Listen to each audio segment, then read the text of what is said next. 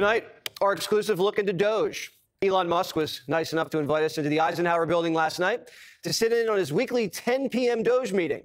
Yeah, they usually meet at 10 o'clock. I'm almost in bed by then. We met the whole crew, and they showed us how Doge really gets done. Thank you so much for bringing us into the meeting here. I'm going to do something no anchor ever does. I'm not going to talk. What? For as long as possible. You're talking right now. I'm going to let you run your meeting, and then I'll interrupt when I'm bored. So take it away. So, like a board meeting? Like a board meeting. Exactly. All right. Well, I guess we normally go around the table, say what do we get done this week? We checked, is the Small Business Administration giving loans to dead people over the age of 120?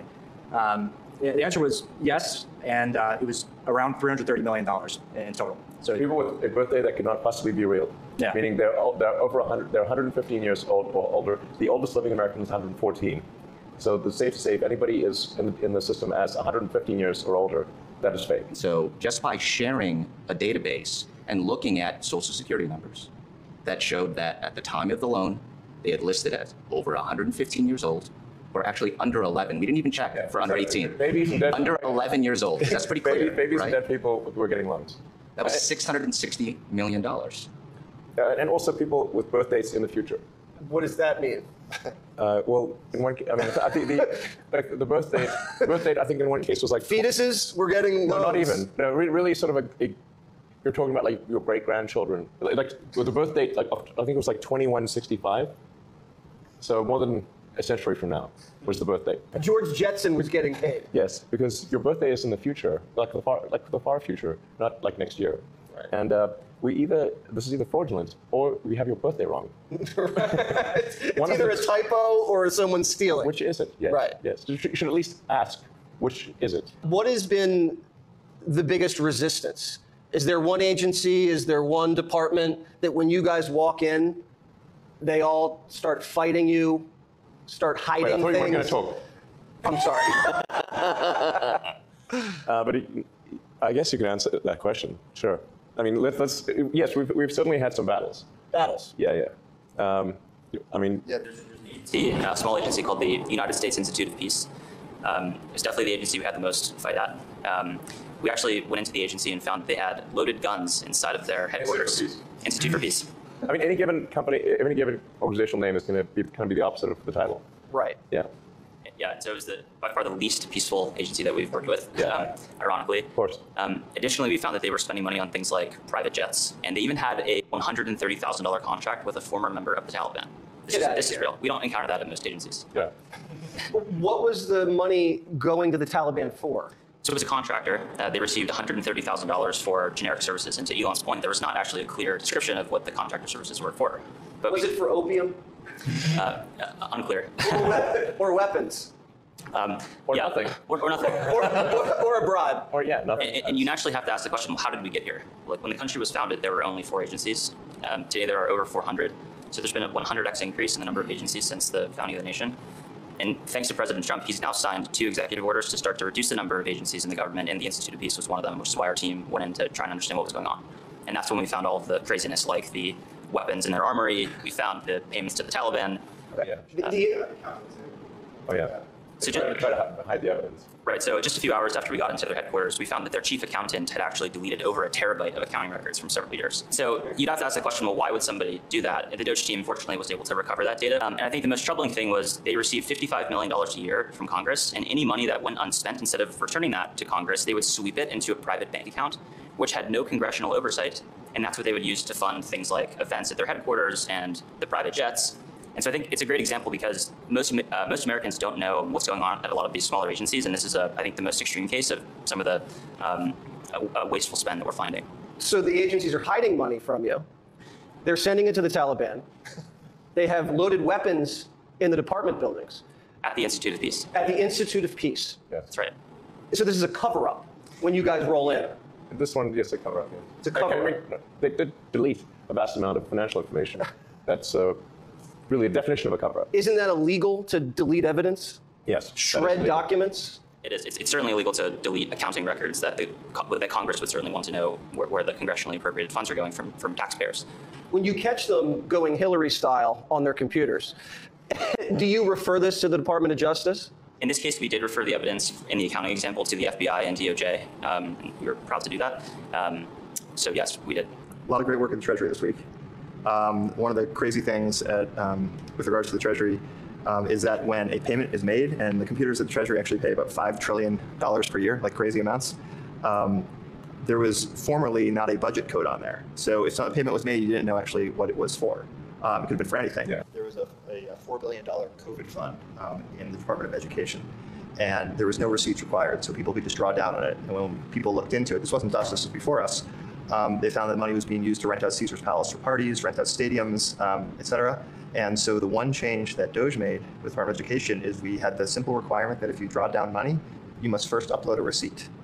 That was the only change that was made. You must upload your receipt. And upon doing so, yes, nobody drew down any money anymore. Yes, but we didn't say that we'd check the receipt. You could send a fake receipt. You could send a picture of your dog. Anything. Anything. Anything. But as soon as we asked for anything at all, suddenly the requests were like, oh, we don't need it anymore. Huh, that's interesting. They were renting Caesar's Palace. Yes, they were like basically partying on the taxpayer money. Stadiums. Yes. Leasing stadiums. Leasing stadiums. For what? For parties, basically. For parties. Yes.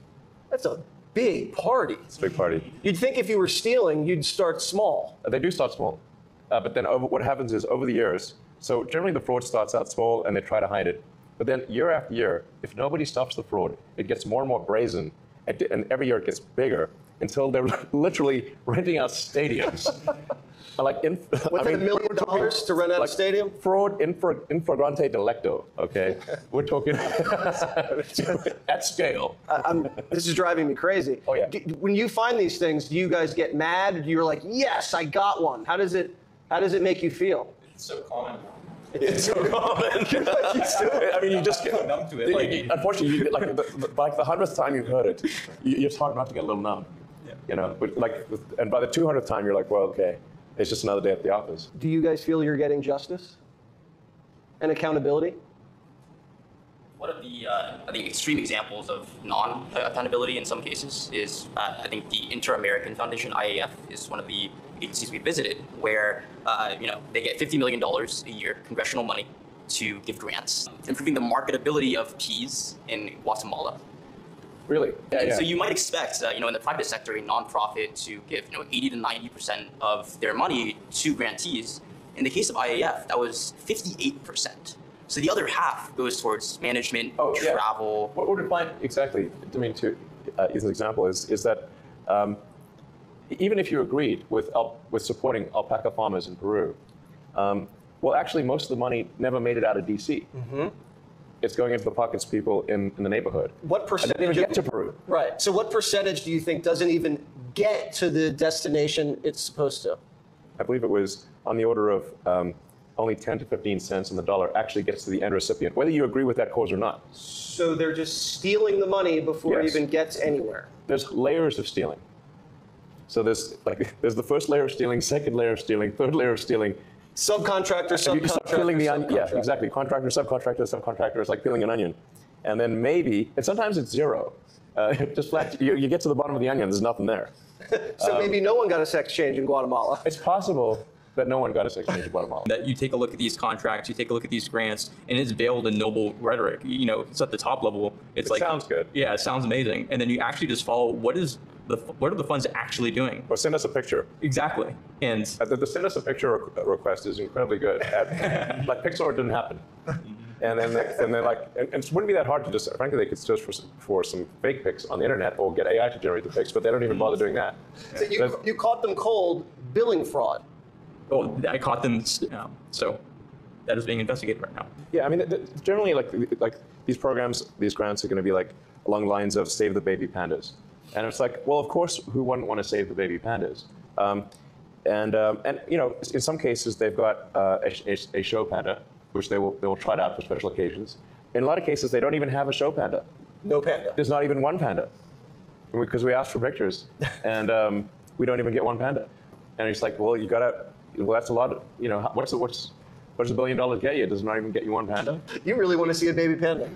Yeah, like the Ebola money. We're like, okay, well, we agree with, we shouldn't have Ebola, Where is the money going? Oh, it's going to Deloitte in DC. Like, what is an accounting firm doing with Ebola money? Is Doge just getting started?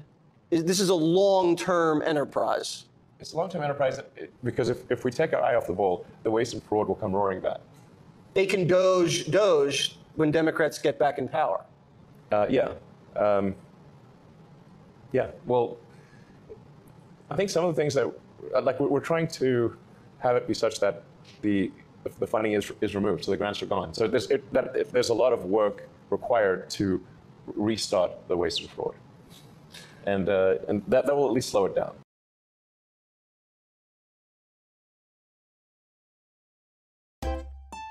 If you enjoy this content, please consider subscribing to my channel to stay up to date with future videos. Thank you for watching.